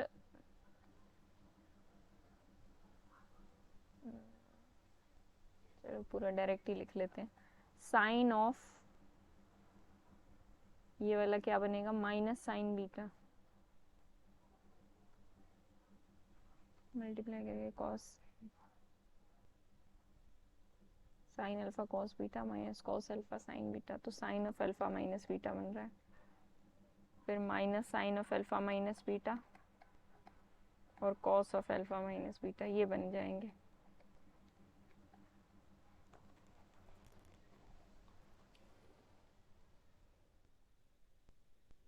ठीक है। अब देखो यहाँ पे जरा सा चेंज किया मैंने, नेगेटिव यहाँ पे नीचे था नेगेटिव, तो यहाँ पे 1 2 पोजीशन पे कर दिया, तो क्या हुआ यहाँ पे इन टू बी करने से ये सब साइन चेंज हो गए, बीटा की जगह माइनस ऑफ बीटा हो गया। ठीक है, ऐसा यहाँ से भी ऑब्जर्वेशन ले सकते हो। कैसे? जब हमने माइनस यहाँ पे मल्टीप्लाई किया था, मतलब इस यहाँ पे जब माइनस था तो इसको आप ऐसे लिख सकते हो, minus sine of minus beta. मतलब अब आपके पास ये मैट्रिक्स है, अब आपके पास जो मैट्रिक्स है वो ये है। ठीक है, तो साइन बीटा को मैं क्या ये लिख सकती हूँ, minus sine of minus beta. ठीक है, और ऊपर वाले बीट साइन को क्या लिख सकते हैं, साइन ऑफ माइनस बीटा, क्योंकि हम जानते हैं sine of minus beta minus sine beta होता है। ठीक है यहाँ तक? Yes ma'am. तो ये हाँ करने से मैम। हमें बस बीटा की जगह माइनस बीटा में चेंज कर दो। ऊपर वाला एंगल क्या था, बीटा, तो नीचे वाले एंगल को कहाँ पे चेंज करना पड़ेगा, माइनस बीटा में, है ना, क्योंकि यहाँ पे हमने क्या रखा है, बीटा और माइनस बीटा एंगल्स रखे हैं।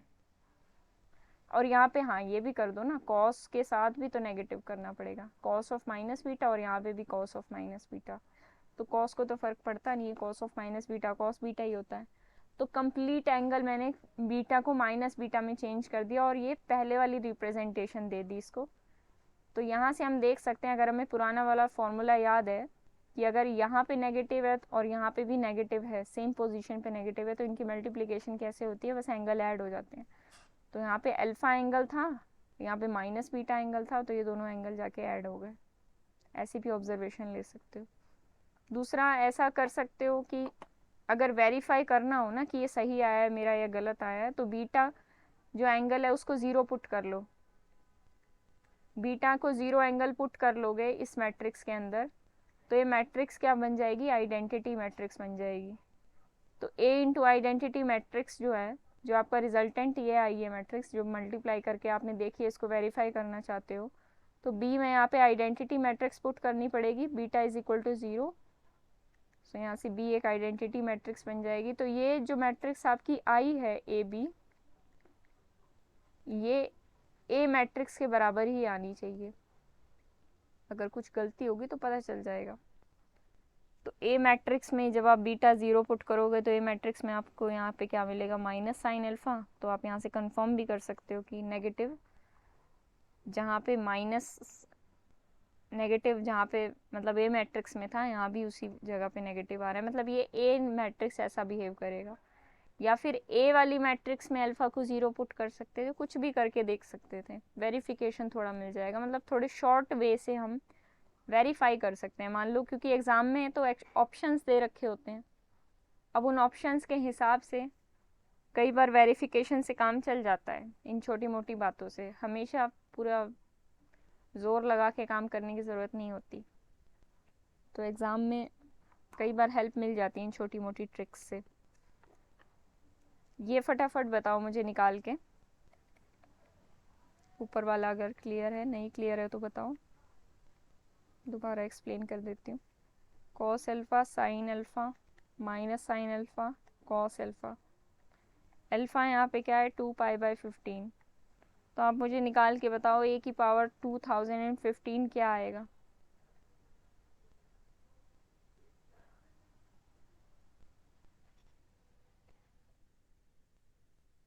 वैसे चलो उससे पहले मैं एक और बात भी बता देती हूँ। A इंटू बी मल्टीप्लाई करके तो देख लिया, अगर A इंटू ए मल्टीप्लाई कर रहे होते अगर हम यहाँ पे, तो क्या होता, A को A से ही मल्टीप्लाई करते, तो यहाँ पे जो अल्फ़ा एंगल पड़ा है ये माइनस बीटा भी अल्फ़ा एंगल ही होता।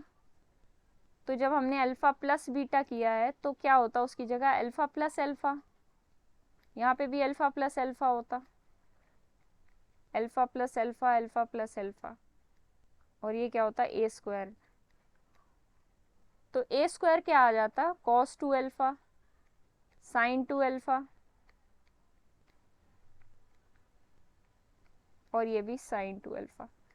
तो अब जब आप A का स्क्वायर कर रहे हो तो वो स्क्वायर क्या हो रहा है, जाके इसमें यहाँ पे एंगल में मल्टीप्लाई हो जा रहा है। जैसे आप डी मोइवर्स थ्योरम करते थे, याद है, ट्रिग्नोमेट्री में करते थे हम, E की पावर आयटा एन थीटा, वो क्या करता था, cos n theta plus iota sine n theta कर देता था। ये जो पावर में होता था इनके एंगल में मल्टीप्लाई होता हो जाता था जाके। सेम प्रोसीजर यहाँ पे होगा। तो ए की पावर एन इन जनरल क्या बन जाएगा, cos n alpha sine n alpha, sine n alpha cos n alpha. ठीक है यहाँ तक?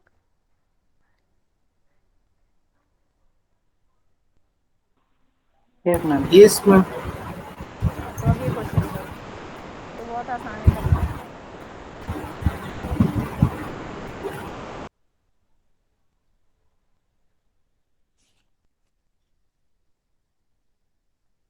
दो क्वेश्चन डाले हुए हैं नोट्स में, वो भी कर लेना, इसी टाइप के हैं।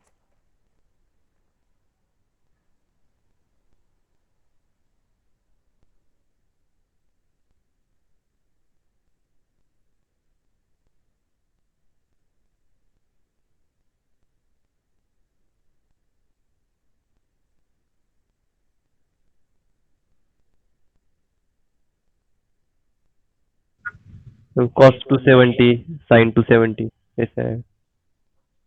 हाँ, तो पूरा कंप्लीट सॉल्व कर दो ना, 270 तो कर ही सकते हो।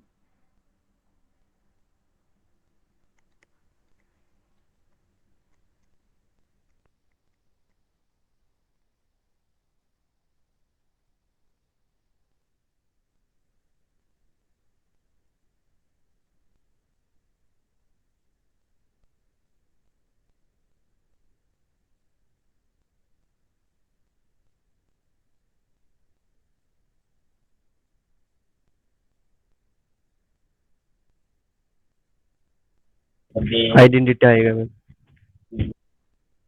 Identity matrix. ठीक है,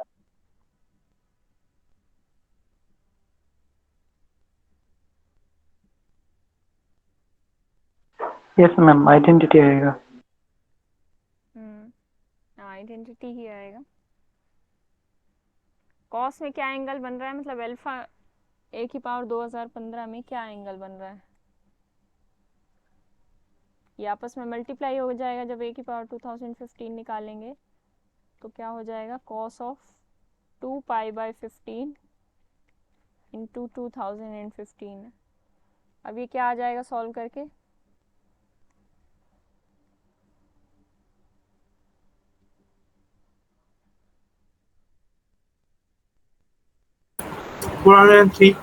क्या आएगा, 403 400। आ रहा है। हाँ, क्या ये हो जाएगा आगे, 3 से कटेगा ये? नहीं कटेगा मैम, काट तो नहीं रहा है। तो फिर आगे कैसे? मेरे को भी समझ में हम नहीं पहले आया। 2 से मल्टीप्लाई कर कीजिए। हम्म? इसको 2 से मल्टीप्लाई कर दो, रिमाइंडर 2 वाले हिसाब से किया होगा ना, रिमाइंडर जो बचेगा उसके अकॉर्डिंग। 6/3। मैम 268 बनेगा मैम, प्लस कुछ बन पॉइंट रहा सम होगा। पॉइंट समथिंग भी है मैम। नहीं, पॉइंट की तो ज़रूरत नहीं है, फ्रैक्शन में देखो ना इसको। 3 2 जा 6 और 2 0 3 6 जा 18, 2 6 3 8 जा 24, 268 प्लस। मैम ए आंसर होगा? हाँ, आंसर तो आइडेंटिटी है। नहीं नहीं, नहीं आइडेंटिटी मैम, है। आइडेंटिटी नहीं ये। अरे इसका वो फ्रैक्शन में कैसे लिखते हैं इसको, कैसे मैम? 268, इसका रिमाइंडर क्या बच रहा है, 2 बच रहा है, ये आ जाएगा 268 इंटू 3 प्लस 2, ऐसा कुछ आएगा। हाँ, ये आएगा पाई।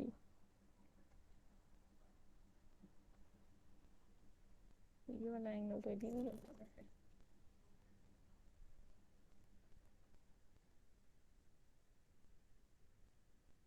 ये ठीक आ रहा है ना, ये तो कंफर्म है कि ठीक है।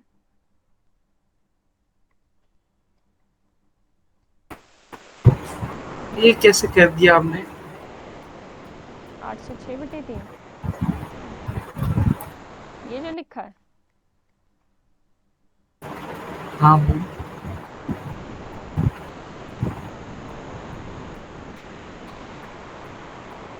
ये तो इससे मल्टीप्लाई करके मैम लिखा ये है बच्चा। मेरा जीरो मैट्रिक्स आया। लो भाई सबका अलग अलग आ रहा है। आना तो आइडेंटिटी ही चाहिए शायद, आंसर तो यही है।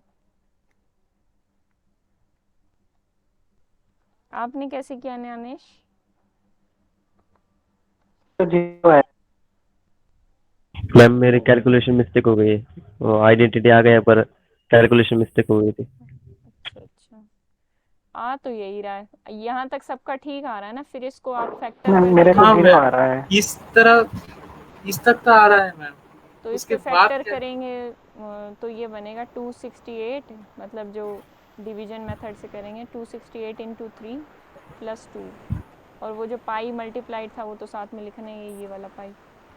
पाई 3 नहीं होगा मैम? एक हम्म, बाई 3 नहीं होगा? 268 इंटू हाँ 3 हाँ प्लस 2/3, तो मतलब मैम 268 प्लस 2/3 पाई। तो कॉस ऑफ ये हो जाएगा। हाँ, तो कॉस ऑफ 268 पाई क्या हो जाएगा?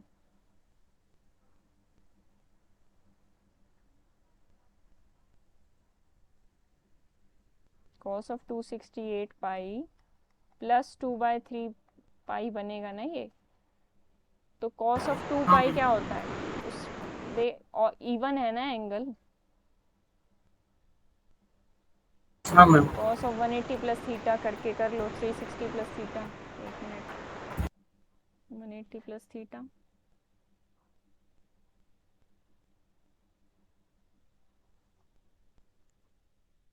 लग रहा है डाउट यहाँ पे। मैम हम्म,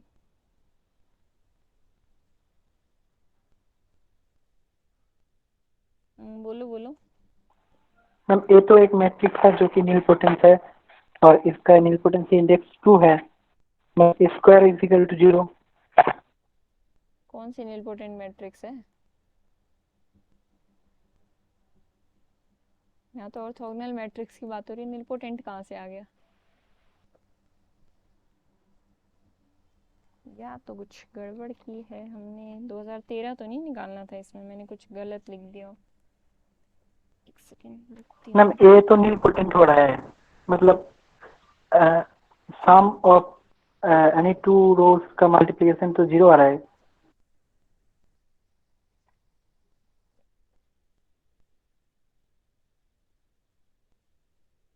नीलपोटेंट नहीं, ऑर्थोगोनल बोलो ना।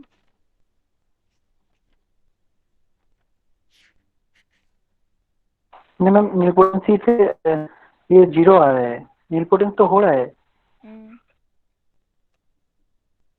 अच्छा, no no sorry sorry ma'am, और तो मिस्टेक हो गया मैम। बस एक मिनट रुकना, मैं कंफर्म कर देती हूँ इसको, गड़बड़ को।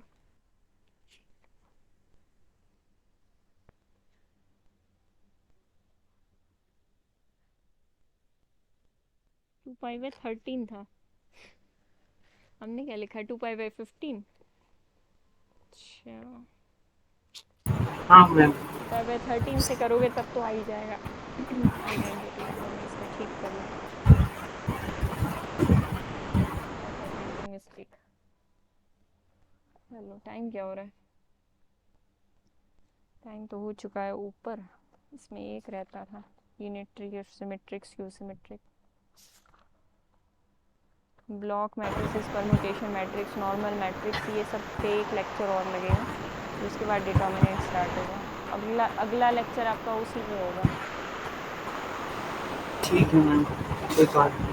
अल्फा की वैल्यू 2π/13, ट्यूसडे को होगा अगला लेक्चर। 3 दिन तो कल छुट्टी है? सीरीज, 3 दिन से तो सीरीज के लेक्चर लगेंगे ना।